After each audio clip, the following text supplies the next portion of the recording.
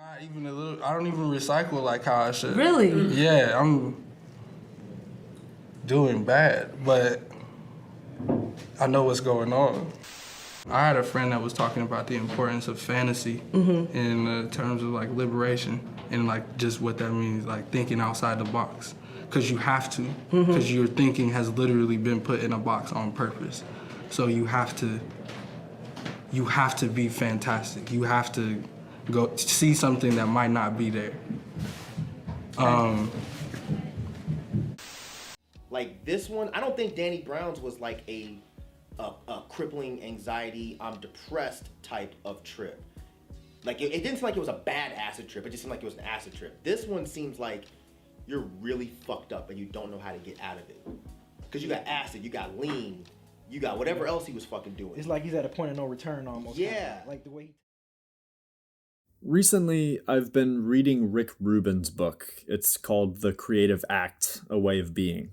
And in the first few pages, he says something so apt, so true about how I feel when I cover these artists that I think it's the best place to start with Earl Sweatshirt. We are all translators for messages that the universe is broadcasting. The best artists are the ones with sensitive antennae to draw in the energy resonating at a particular moment. Many great artists first develop sensitive antennae not to create art, but to protect themselves. They have to, because everything hurts more. They feel more deeply than most. And at the same time, another man said, the more knowledge, the more grief, and with wisdom will always come sorrow.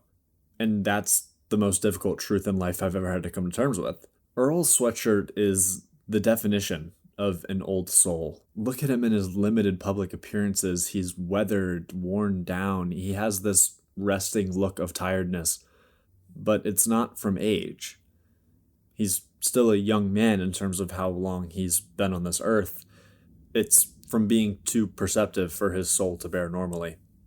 I know that's pretty out there, so I guess we got to go back to the beginning.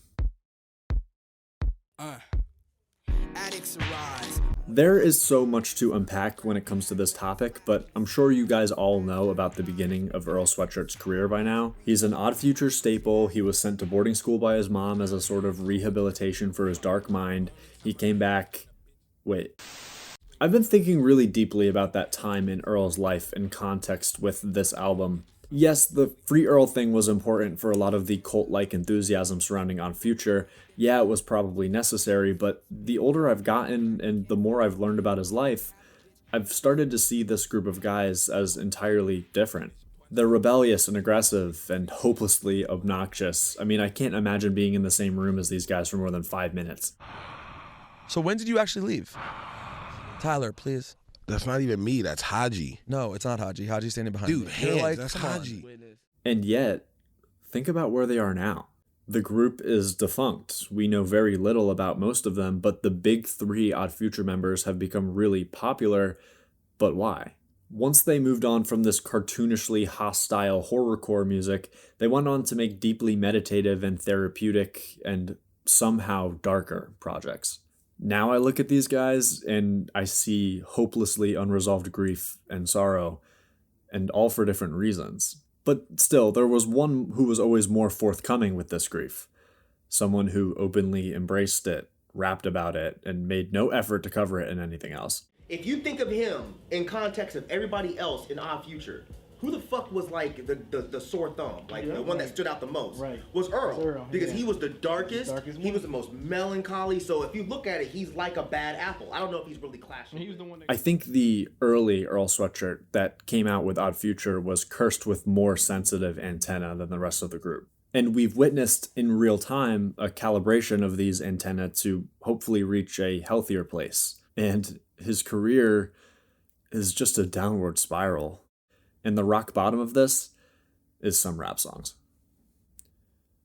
Or is it? Imprecise words. Hey, listen up for 1 second, will ya? I want to ask everyone who's watching if they can do a few things for me.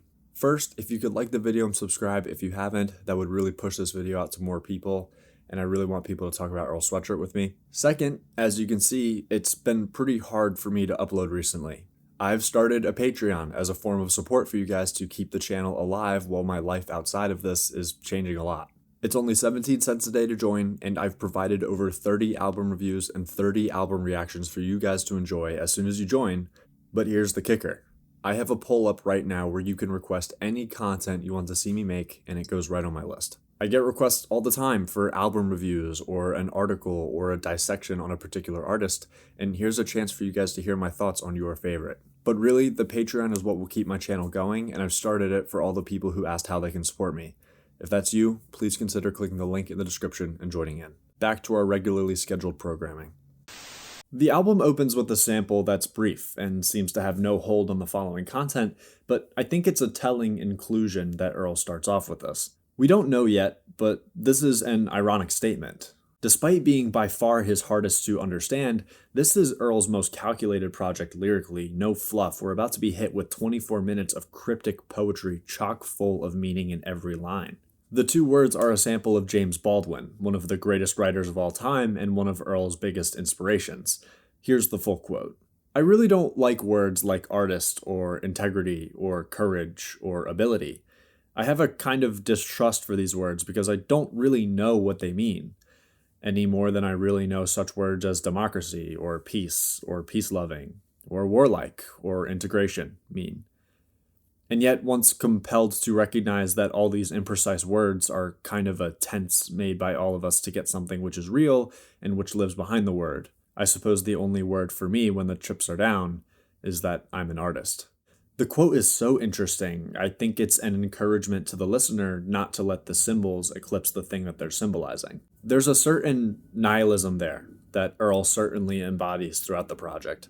Think about even down to the marketing. The album is called Some Rap Songs, despite being some of the most lyrically and thematically dense songs in his career. He's intentionally shying away from symbolism, from categorization, so that we maybe will see Earl for who he is.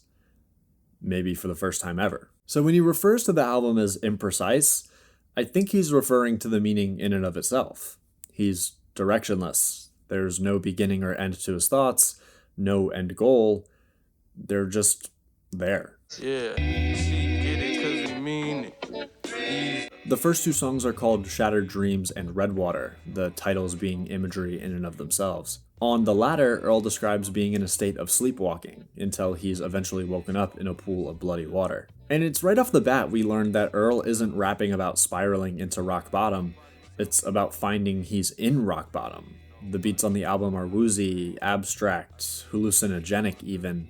It's like he's in another dimension. And we see that much of what the lyrical content will focus on is a series of epiphanies and reflections Earl has had now that he's woken up in this bloody water. One of my favorite lines is from the song Cold Summers, where he describes why he left and isolated himself for so long. It's why he's had quote-unquote cold summers, the title being a nod to the time he spent inside instead of living life. The boy been gone a few summers too long from road running, trunk full of old hunters. Of course, my old lover was scorned. We grow from it. Don't tell me they don't hunt us for sport. I chose substances. We will never actually know, but I think Earl is describing his relationship with his fans as a figuratively romantic relationship here. The line, "Don't tell me they don't hunt us for sport, I chose substances," is one of the best Earl's ever spit if you frame it through this context. The idea that his fans, the people listening to him, are searching for artists, rappers that think like them to capitalize on their sadness is a really depressing thought when you're the one making that music. And yet, why would this be a line about him being hunted for sport rather than a political commentary or talking about Black Lives Matter? Well, Why ain't nobody tell me I was sinking? Ain't nobody tell me I could leave. simple, because nobody, his fans, his family, no one around him has let him stop suffering, even though he's begged for it. Maybe this horrible mind state that's plagued us for years isn't fully out of our control. Maybe in at least some small way, it's a choice. He raps on the rest of the song Shattered Dreams about surrounding himself with other addicts, people who are stuck in this state of depression with him and have held him down from finding something better. He says later on the song that he's still in a bore rhythm, which is to say he's in a circle of going through the motions. He's been in this state for years now. And I think this first leg of the album is Earl questioning why. There's a line from HBO's The Watchmen about grief. And I think it's how we begin understanding who Earl Sweatshirt is and who he wants us to believe that he is. People who wear masks are driven by trauma.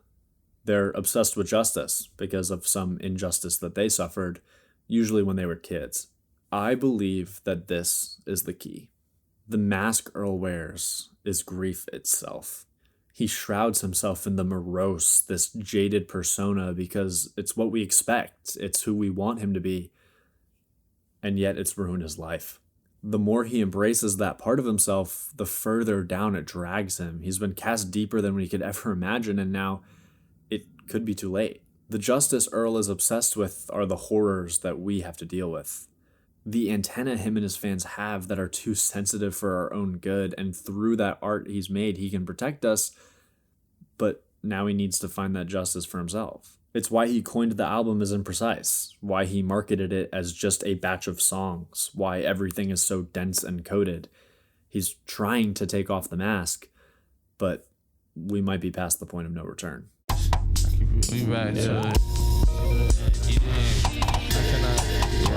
The next leg of the project is a moment of refinery, a repositioning of sorts. I think these exact moments see Earl becoming an entirely new person in his music in real time, and it's kind of eerie when you think of it that way. Nowhere to Go is one of the biggest standouts on the album, not even because it's an inherently better song, but because of the weight on Earl's voice. His flow is broken and disjointed, like he can't even finish a line without taking a break. And the track just feels like a sputtering engine that won't start. And that's ultimately where we are, right?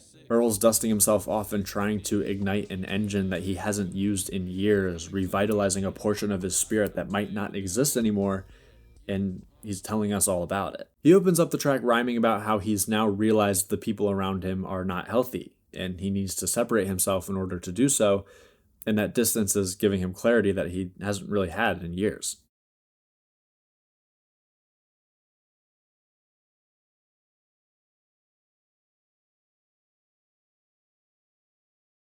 These lines are some of the most raw and, by extension, hard to swallow statements on the album. It's a moment where I feel like earlier in Earl's career, he would have just said it. You know, I hate everything, I'm depressed all the time, but probably in a different way. Maybe a bit more cryptically or poetically.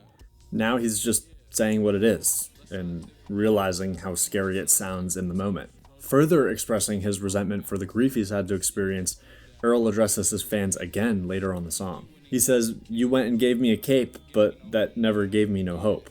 Which I think is him seeing the person he's been, trying to help others at the expense of himself, and he needs a better way to cope. It is surely time that the speakers of black culture... December 24th is probably the album's most popular song, and I understand why. It's the most accessible beat on the album, and Earl's flow is literally plastered to the beat. But even further than that, this moment has become one of the most celebrated on the album. Bad apple daily clashing with my kinfolk. Bad acid did damage to my mental. The line's not super poetic or slick or special on paper, but I think you get what I mean when I say it has a sense of finality, a sort of anthemicness to it. And that's because it's our first confrontation on the album with the fact that Earl himself has been complicit in his downward spiral. You know, I think about where Earl was when he recorded this, how he was feeling, being the bad apple, and then the song name, December 24th. Most of us in America are with family on Christmas Eve, no care in the world, just enjoying our time, and Earl is alone, recording songs and reflecting on his failures.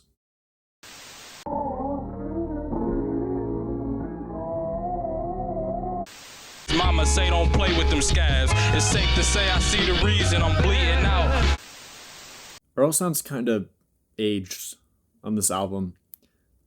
I mean, I know that it's like part of the aesthetic and everything, but if you listen to all of Earl's projects, even I Don't Like Shit, I Don't Go Outside was only 3 years before, and it sounds like it's been 30. He sounds so burdened and scarred and tired. It's like it's taking all of his energy to spit out these short thoughts, and he barely has enough left to keep rapping for the entire minute that the track goes for. It's like there's sugar in his gas tank. But more on that later. Lot of blood to let, peace to make, give a fuck about a check. It's here the album starts to become more general. It branches out in a few different directions, but The Mint is refreshing because it's the first instrumental in the project that has any sort of life to it. It has this chimey, pristine edge to the sample loop that just contrasts Earl a little bit better than the other songs do. The last excerpt on the song is a mission statement. Earl says he has a lot of blood to let, which was an old healthcare technique thought to cure people of diseases. Earl is saying that he's finally working towards casting out his demons. He says in the next song, The Bends, that he bends, not breaks. It's an ode to resilience, a promise that he will find brighter times, even if he doesn't know how he's going to do it. His voice finally starts to have some life to it here. He's sounding a bit better. And actually, you know what? These couple songs start to see Earl a bit more confident. He's starting to get his mojo back, I think, and Pedal to the metal, lost foot, and it was sugar in my gas tank. My cushion was a bosom on bad days. the engine finally started, and yet it's losing control. Azukar is one of the dizziest, most wobbly songs I've heard, and it feels like Earl is trying to catch up with his own thoughts here. The Jay Dilla sounding instrumental is pretty, it's a bit more palatable than most of the others, and to me, this just all results in something that feels phony. The song is just line after line of metaphors and allusions to being absolutely cripplingly depressed and needing a lifeline. The opening lines are some of my favorite of his career. Pedal to the metal, lost footing, it was sugar in my gas tank. It's some of the most vivid imagery of a downward spiral that I've ever heard. There are so many great lines on this song, I could probably make a half-hour video on just this track, but I'll skip to the end here. As he downward spirals, and the engine he's just restarted is failing, Earl looks out the window and spits one of the most chilling lines I've ever heard. See the ghost of where I was, lonesome as I was. And I have no idea what this means. I've speculated for years, and you know what? I'm not going to do that in this video. I can't tell you what it means. All I can say is to look back on your life at a time where you felt stuck, or hopeless, alone even, and think about what that felt like. If that ghost is as lonesome as you were when you were there, were you really yourself during that time? Or was it always just a ghost? And if so, why does that have any hold over you now?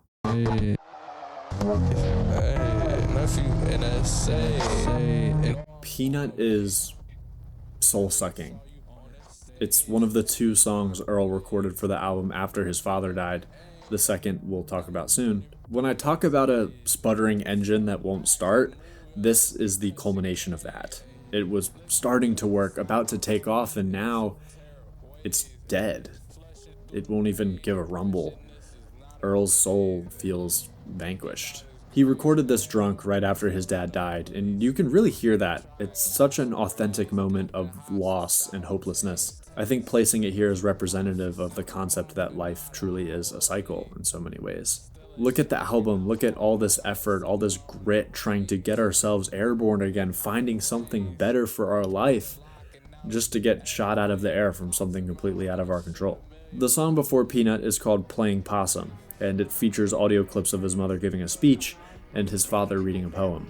He planned to surprise them with it, but he never got a chance to show them before his dad passed away, since the album wasn't finished. I think the title there, Playing Possum, is an inversion on the idea of feigning death, almost like Earl is placing the track here to bring life to what is now a memory, reminding him of a broken marriage, a broken relationship, and now death. It's a vocal clip that only offers sadness, and still he's trying to assign something happy to it. There's no resolution to this. There's no lesson.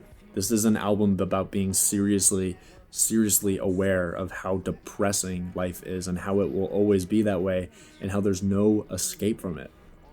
Well, not a real escape, at least.